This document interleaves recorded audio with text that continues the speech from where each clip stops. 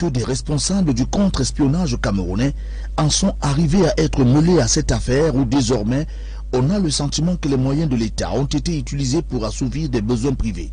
C'est la question centrale après les dernières révélations autour de l'affaire Martinez-Zogo. Les derniers rebondissements en date donnant à l'évidence de quoi en parler pour les invités de droit de réponse. L'émission dominicale diffusée sur Equinox Télévision.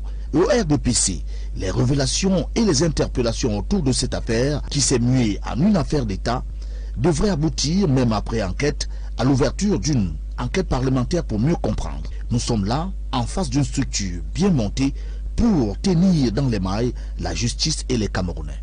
Mais c'est une très haute affaire d'État, au point où je suis gêné, mais il faudrait qu'il y ait, même après l'enquête, une commission parlementaire pour comprendre à quel point on a sous-traité, n'est-ce pas, les services de l'État à ce niveau par des personnes privées.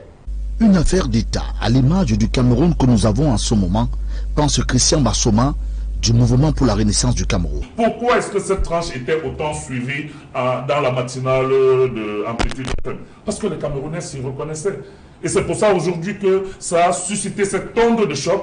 Et les conditions de son assassinat aussi ont renforcé à pouvoir susciter cette onde. Alors que le président de la République, dans un contexte aussi grave, ne puisse même pas faire mention de cet assassinat crapuleux dans son discours à cette jeunesse qui voit un autre jeune à qui on a ôté la vie de cette manière, ça nous pose un problème.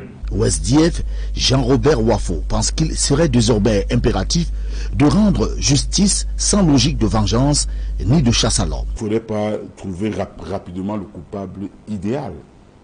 C'est la raison pour laquelle je dis que la justice doit être rendue sans logique de vengeance et sans logique de chasse à l'homme. Nous voulons savoir qui.